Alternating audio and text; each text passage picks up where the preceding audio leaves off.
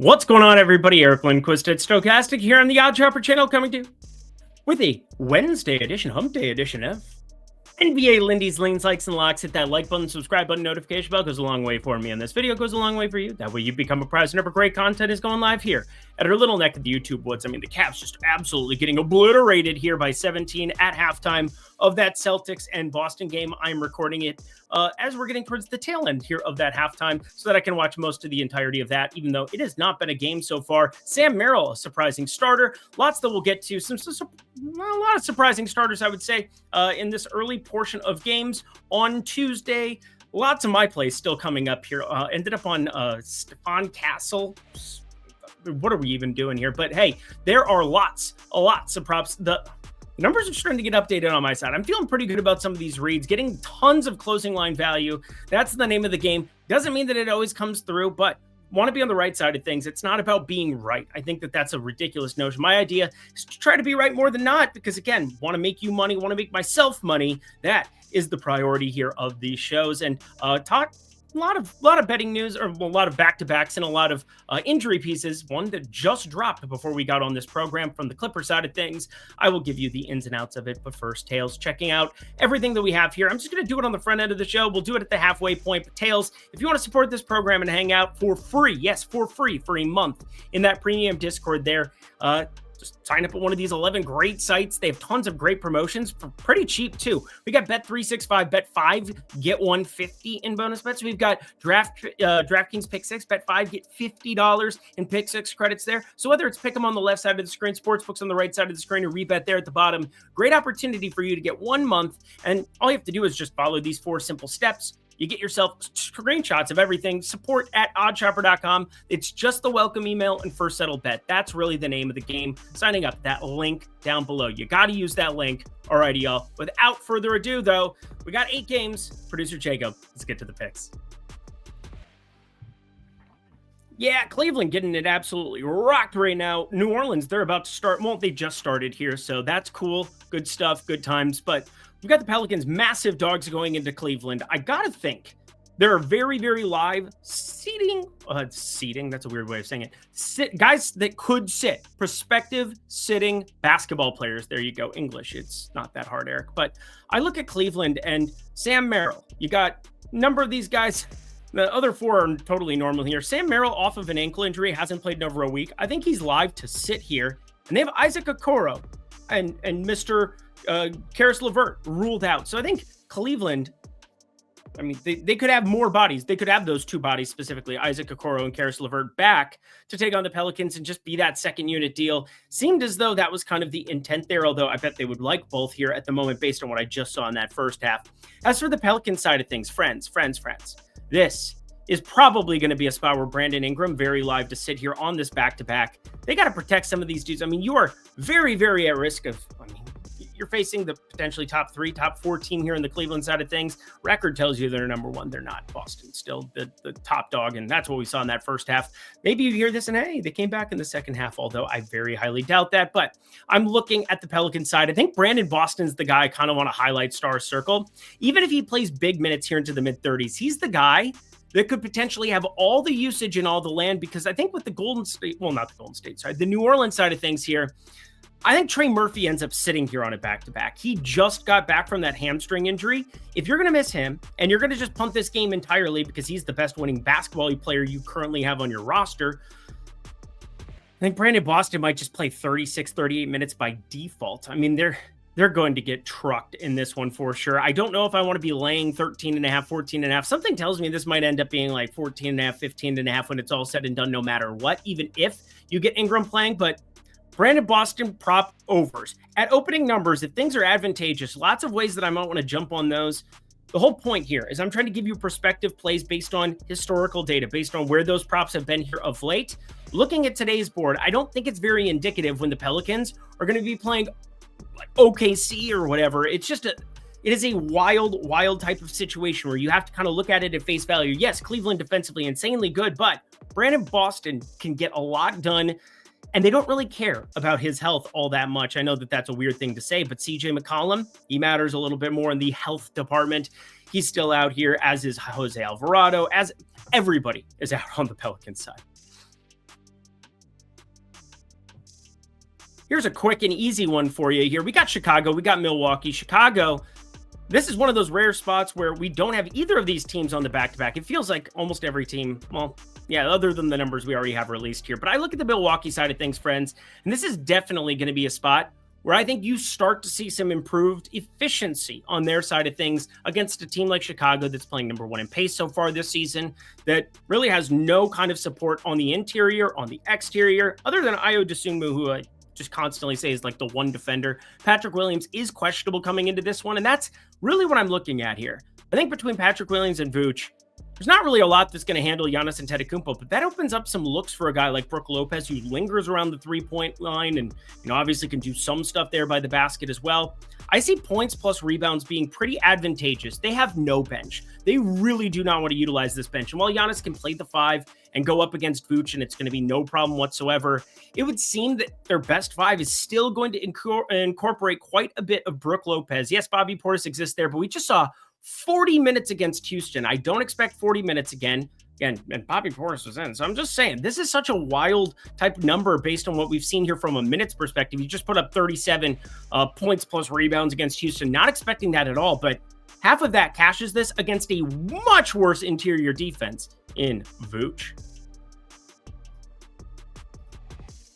Indy taking on Houston, and this is one that just modeling comes down to kind of give me an intuition on something that I'm seeing here, which is Houston. I think that they've been playing some really competitive games. Obviously, they should have won that Milwaukee game, got a little bit screwed there towards the end of that, but that's not the point of this. The point is that I don't think Houston, despite what we've seen here of late, is as good and going to be as competitive in some of these spots going forward. My whole point is that I really do like Tari Eason as a bench piece. I really like Amin Thompson, who's out there hustling, trucking, doing great stuff on the defensive end. And Reed Shepherd eventually will be an offensive centerpiece for this team a year or two down the line. But right now, it's all about playing Jalen Green and Fred VanVleet, tons of minutes. Nice to see Fred VanVleet come along for the ride here, and a really good spot here going up against Indy, plays up in pace. They've been dinged up. No Andrew Nembhard. You have Ben Shepherd, who's more than likely going to be sitting, but he is listed as questionable this time around. So pay attention to that news, because that could help out defensively here. But my whole thing is that I think Indy's a little bit undervalued with Pascal Siakam here, with Miles Turner, who's questionable, but going to be expected to play. He was very close with that calf injury to playing last game against Toronto, ended up sitting that one out and ended up being a lot of Obi Toppin. 31 minutes for him up against Toronto. Kind of a wild run out of a game, that's for sure. But no matter what, no matter how, Indy +6, I think this is closer to 4.5. I'm giving Houston some type of respect. They are at home here. Indy, it's not like they've looked good coming off of a couple of Eastern Conference runs, specifically last year. But man, Indy +6, I think this is a good enough play. I would have to be betting this at 4.5 as well, for what it's worth. Sorry, 4.5 being the break-even number. I would be betting this at 5.5 as well. And I want to bet this, but I just can't at the moment. I'm overriding my data. I had this as a lean like.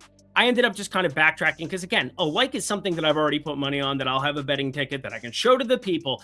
A lock, that is going to be a unit play. That's traditionally a unit or more. It can get up there for sure, but I thought that we would see a better version of Joel Embiid coming off of an Olympics where he didn't exactly look like right, and they took their dear sweet time to get him back, but sounds like he's lazy, and Tyrese Maxey's calling him out in player meetings led by Kyle Lowry, and they're yelling and shouting, and Jerry McCain's just sitting there in the corner being like, well, I'm a really good rookie.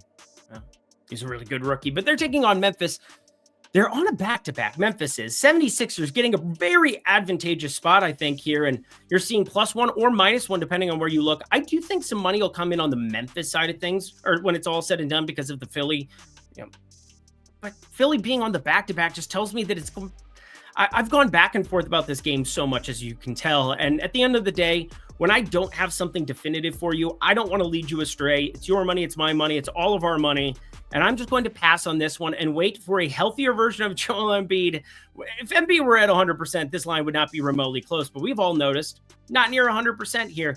They can't figure out exactly what these bench rotations need to be. And it's an Eastern Conference team that was supposed to be a contender. Not a contender at the moment. In fact, their best player on the floor yesterday, yesterday as of recording this now, was McCain, and it was not remotely close.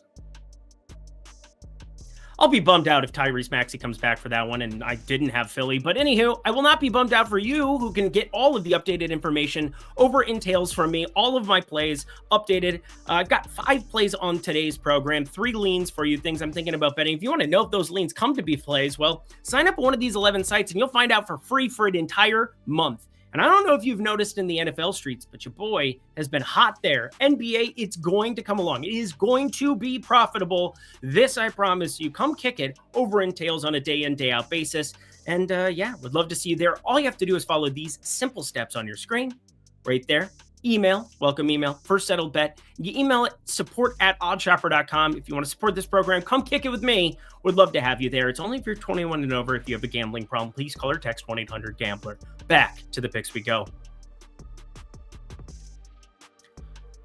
I do have a play in this one, but I don't have a ton of analysis to come with it because I do think you have risk. You have definite risk, but if anything, it's probably going to help the complexion of the game. I haven't ran it for all different scenarios because I don't know what those scenarios would be. But OKC on the back-to-back, taking on a Portland team with DeAndre Ayton doubtful entering this one. So yet again, you're getting an interior and kind of like Donovan Clingan from what I've seen in limited minutes. I haven't watched a ton of Portland basketball this season, but Tamani Kamara, Jeremy Grant, Shaden Sharp, and Anthony Simons, who's been sick, but he is questionable coming into this one. You got Matisse Thybulle close to coming back, who can be a defender for them. Denny Avdia off the bench, decent enough, but Ayton, doubtful for this one. I'm just worried that something potentially happens where you have, Isaiah Joe out again. You have Chet Holmgren out forever. Isaiah Hartenstein's close to coming back. He's been practicing, so I'm excited to see him at some point. Doubt it's going to be against the Portland Trailblazers on Wednesday, but I think the under 222 makes a lot of sense here. 1, tired legs on the OKC side. 2, defensively, still going to be awesome there on that side of the ball. And 3, I just don't trust anything from the Portland side. In terms of adjusted offensive rating, starting to get some more concrete data as we accumulate sample size. And number 1 worst in the entire NBA, the Portland Trailblazers, wouldn't you know it? 222, despite the fact that the pace isn't all the way down in the doldrums, I feel pretty confident that this under is going to be going down as we get closer to lock. And hey, maybe you get a surprise SGA sitting. Maybe you get somebody else, that Jalen Williams, who has to play the 5 right now. It's still very difficult ask for a 6'7" guy who, incredible defender. Can't believe what he's been able to do. But rebounding, it'll be at a premium for OKC regardless. But don't see a lot coming in terms of usage from a guy like Clingan. To my favorite play of the day, the New York Knicks taking on the Phoenix Suns. We have a little bit of injury information to cover on the onset of this one. Yusuf Nurkic, questionable. However, we kind of get everything else straight up. Precious Achiuwa, Mitchell Robinson, Miles McBride, all going to be out for this one on Wednesday. Mitchell Robinson, still going to be a couple months. But Precious Achiuwa, it sounds like, is going to get back by the weekend. The freaking weekend, baby. Not going to finish that. But anyway, we've got Kevin Durant, Bradley Beal. They're both out here on the Phoenix side of things. Nurkic, if you were to add to that, you had a guy like Oso Ighodaro into the starting unit last time around. You could see Plumlee out there yet again in that starting unit. Not another high-usage guy in Ryan Dun. It is a 2-man game between Tyus Jones and Devin Booker. Yes, Grayson Allen off the bench has to play gobs of minutes and knock down shots as well. But against a team like the Knicks on the other side, I mean, this is going to be a little bit of like a trudging mud-type game here.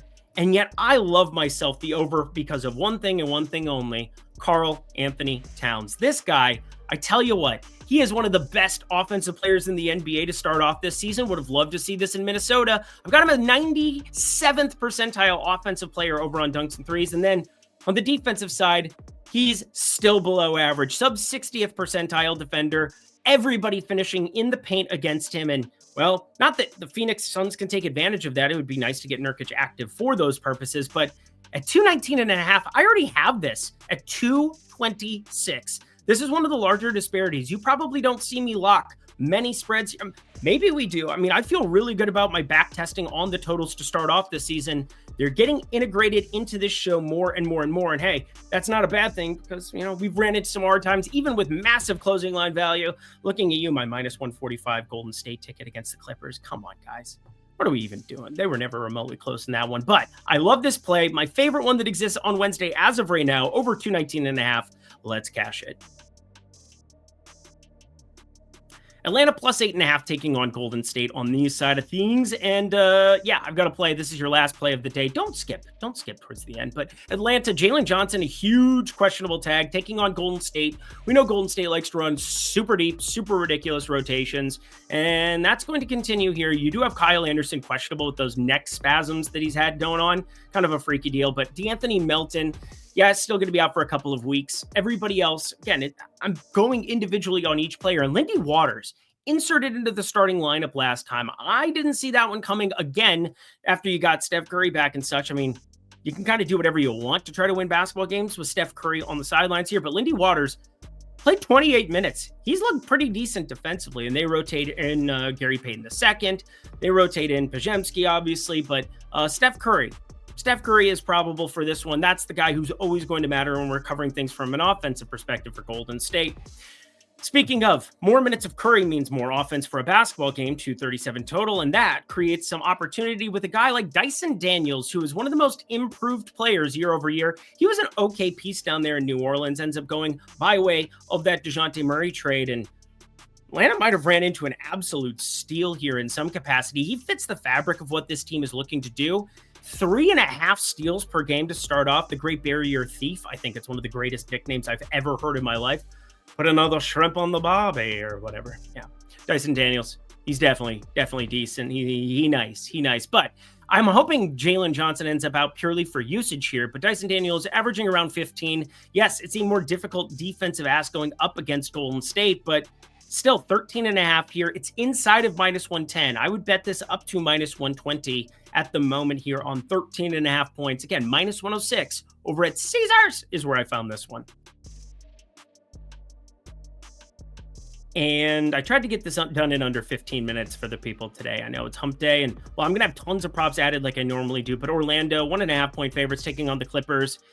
Yeah, Norman Powell got ruled out right before I went live on this program, which made that impossible for me to give you all of the assessments. Oh, and wouldn't you know, Wendell Carter got upgraded to questionable himself. So tons of news that broke right before I recorded this. And as we were recording, because again, not like I changed the other place, I reran some stuff in the background so I can at least give you some concrete decisions based on that information. I assume Wendell Carter plays. When you see a guy get upgraded to questionable after being out for a long time, usually believe it. Unless he has an issue with pregame warmups, I'm always going to be leaning on the side of them being in. I doubt we get Goga Batadze props to short. Plus, maybe Wendell Carter is on some type of a minutes limit. We will be on the lookout for that. But I got absolutely nothing from you right now. Absolutely nothing. Super low total. Orlando top 3 in defense so far this season. Clippers at 11th in adjusted defensive rating. That's better than I was expecting for them coming in. They're finding ways to win basketball games, unfortunately, against Golden State. But I look at this one, I have absolutely nothing for you. Absolutely nothing. I do have an advanced number that I can add to it. Here you go. 106, 104. So if anything, it'd be a slight lean on the over as I reran that with Wendell Carter. He's a worse defender, so it makes sense.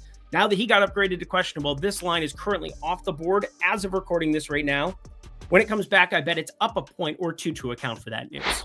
And that does it for another edition of Lindy's Leans, Likes, and Locks. You know what to do. Go to that comment section below. Let me know your favorite plays that exist on the board for this lovely little 8-gamer we have on Wednesday. We are going to get rocking and rolling. This, I promise you, I'm ready to rock. You are too. I've said that word a lot here. I'm done talking. Producer Jacob, thank you so much. Yet again, check out Tails. Would love to have you there. Until next time, friends, I'm Eric Lindquist. Best of luck in the NBA streets on Wednesday.